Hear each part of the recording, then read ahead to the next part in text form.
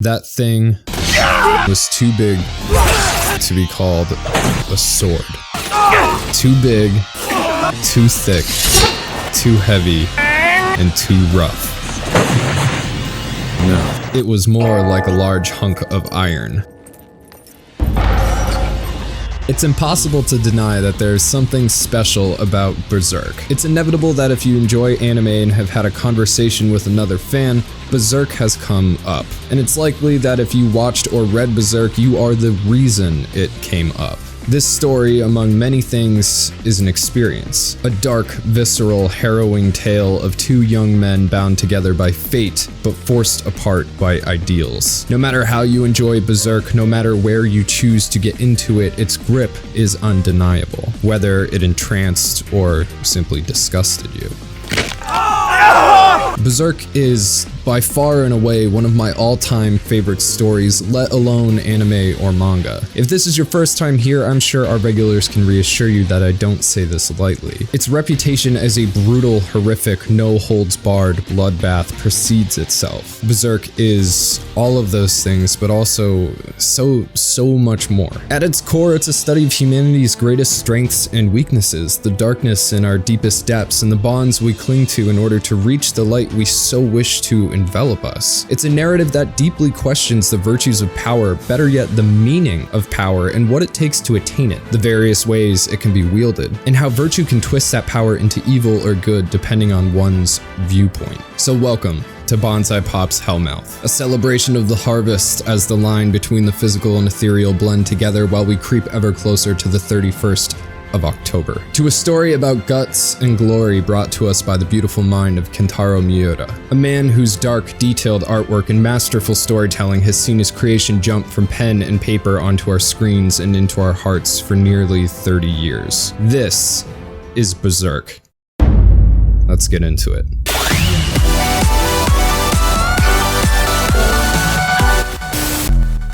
Hi, this is Mike. Welcome back to Bonsai Pop's Hellmouth. It is October, and we are covering horror and dark fantasy all month. This is a Patreon-driven channel, so in celebration each week, we are watching what we're covering with our patrons in our viewing parties. We hope you will join in the fun, so check out our Patreon.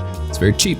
Without further ado, let's talk about guts. For those not privy to the experience of Berserk, let's just say it makes Game of Thrones look like the Care Bears. The story is not for the squeamish, so it's not surprising that underneath the demonic overtones is a story about a man named Guts. Berserk is a dark fantasy set in a fictional Dark Age European landscape where war is constant and life sucks. Guts is found in a puddle by a deranged woman and a band of mercenaries who suffered a miscarriage. His real mother was hanged while still pregnant, and Guts was aborted from her hanging body after her death, falling to what would normally be his doom. While he was young, the woman who adopted him died, leaving a young Guts with the only father figure he ever knew, Gambino, a complete shit human being who raises Guts to be a mercenary for his own profit. After Gambino is crippled, he sells Guts' body to another mercenary for a quick buck. The shock of this betrayal and his painful experience leads Guts to hunt down his attacker on the battlefield and dispatch him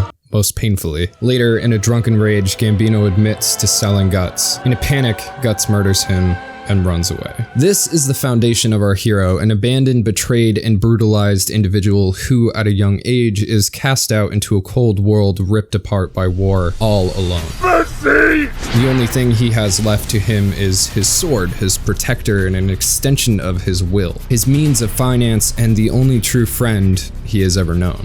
It's the Berserkian teddy bear. Perhaps to honor this bond, Guts dedicates his entire being to his sword, his loneliness and his rage, which allows him to overcome what could be considered the limits of human strength. As he builds himself, he too builds his sword, which eventually accumulates in the absurdly massive black dragon blade he wields as the Black Swordsman. We'll get there. Continuing his career as a merc, Guts eventually encounters fate incarnate in a young man named Griffith, the majestic and charismatic leader of a brigand group known as the Band of the Hawk. For the first time in his life, Guts is defeated by the hands of Griffith in a duel on the terms that Griffith would own Guts and his massive sword if he won. The words, "I want you." I find you much to my liking. That's why I want you. I want you. I want you.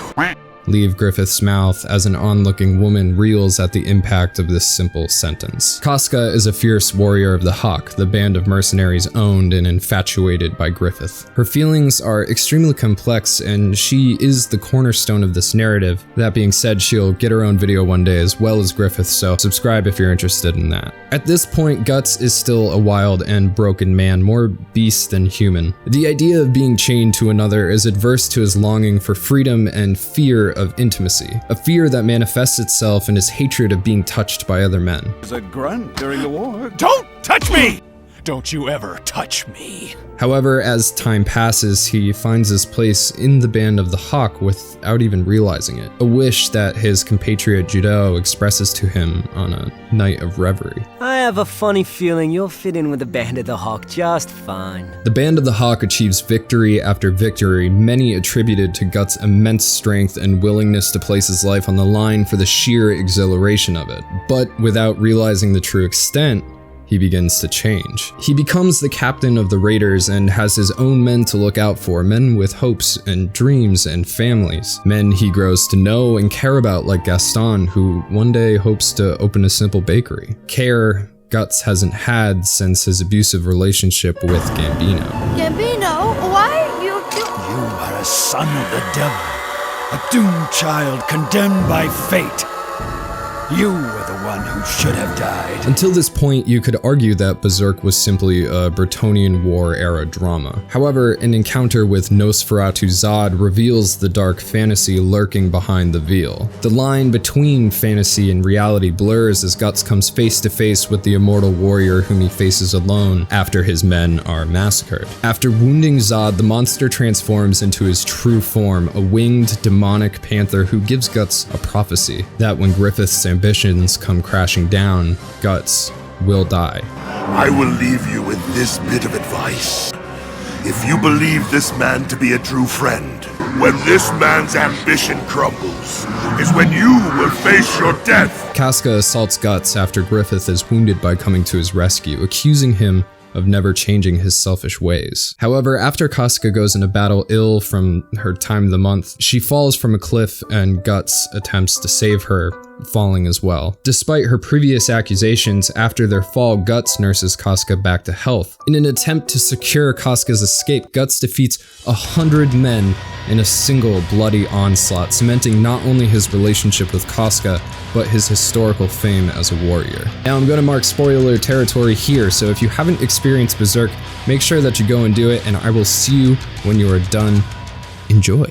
As the Hawk's victories mount, so does Griffith's honor accumulating in his knighthood, something the corrupt nobility sees as a threat and an insult to their royal blood. At a party, Griffith has a conversation with the princess after Guts completes a botched assassination on his behalf, resulting in the death of a child at Guts' hands. Together, Casca and Guts listen to Griffith's exchange in which he explains that he has no friends, and that the only person he could ever call a friend would be someone who equals him. And for Guts, this is a wake-up call as well as a wound. Possibly unbeknownst to him, over time, Guts begins to consider Griffith a friend, a partner, something that he never had. Makes sense he might not have understood it. This relationship was fundamental to his ties with the Hawk and his efforts in war. He fought for Griffith's dreams and ambitions to own a kingdom of his own without any thought of what he wanted personally. After the Hawk wins the final victory of the 100-Year War, Guts attempts to move on, to find a dream of his own, but is stopped by Griffith. Another duel is fought, but this time with Guts achieving victory. This is a momentous shatter point for Griffith, just as it was for Guts in their first duel. As Griffith was the first to ever defeat Guts, Guts was the first to ever defeat Griffith. And as Guts departs, Griffith is left to deal with emotions he had buried throughout their relationship, for the first time in his life questioning himself. It's something his mind can't take, so he horrifically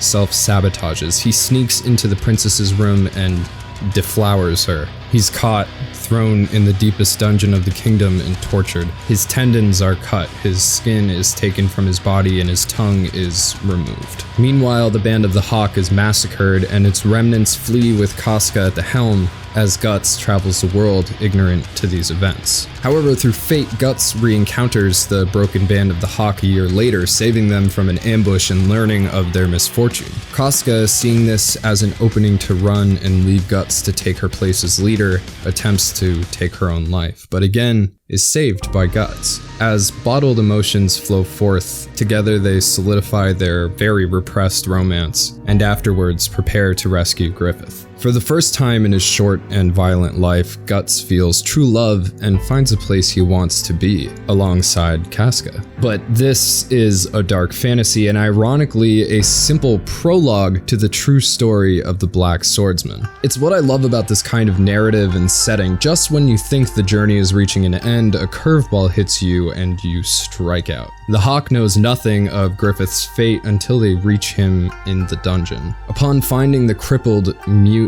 husk of a human being that is now Griffith, the once proud knight and nobleman, a commoner who fought his way up the chain with pure ingenuity and charisma, the insurgent team is caught and pursued. The Hawk flees the capital only to realize that their leader is no more. And what's worse is that Griffith has changed. While his feelings for Guts are never expressed, and I mean the guy's tongue was cut out, so it makes it kind of hard to do, you can still ascertain his feelings through his eyes, which seem to show jealousy and hurt. A rivalry is a bond deeper than friendship. It's something that happens when two opposites attract. It's even more than love. It's a connection driven from the gut and the heart, interwoven into dreams and the future as a pair race towards their hopes while simultaneously encouraging each other and competing with each other. Never have I seen this concept more beautifully and articulately expressed than in Berserk. Yet it's never even mentioned, simply ascertained. Griffith flees his old friends, stealing a carriage with just his teeth. He's still unable to confront his true feelings until he crashes, which sends his ragdoll body flying into the shallows of a lake where the behelit, a pendant that Griffin carried along with him throughout his life, floats back into his hands after falling into the dungeon sewer a year prior. Amidst a failed suicide attempt in the lake, Guts and the Hawk arrive, panicking Griffith, who in his mind is screaming for them to go away. In his thoughts, he says if Guts touches him, he'll never what? Just like most speech in this story that dives farther than the surface level, it's cut off before we can hear the end. But I think the rest of this sentence was be able to let you go. If you touch me, I will not be able to let you go. At this moment, the eclipse begins and all hell breaks loose. Literally. The behelit awakens and the lines between the human and the spiritual realms converge. Hordes of demons come forth and Griffith is raised upon a massive hand of corpses symbolizing the bodies he stacked to achieve his goals. The God Hand, a troop of deep realm spirits, comes forth to welcome Griffith to their ranks as below the Hawks stare up in astonishment. All Griffith has to do now is make a sacrifice, something Guts refuses to believe he'll do, but he does. Griffith ascends his throne upon the last and most important corpses, his band of the Hawk.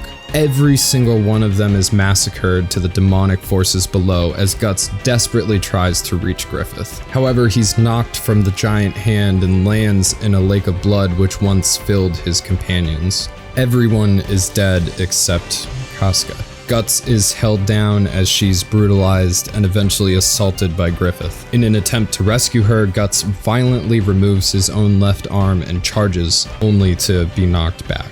He is forced to watch as Casca is completely defiled. But just as all seems lost, the pair are rescued via intervention by a mysterious skeleton knight and retrieved from the spiritual realm, but not without their scars. Most importantly, a brand marking them as demonic sacrifices. While Guts is maimed physically, Casca has lost her mind and devolved into a drooling, blubbering mess. The once proud warrior and love of Guts' life is now nothing but a shell as the world around the pair shifts permanently. The two are stuck in what can be seen as a perpetual Samhain, or Samhain if you want to be that guy, in ancient pagan celebration of the dark. Each night, the barrier between the living and the dead drops for the branded pair, and Guts must defend his life without sleep.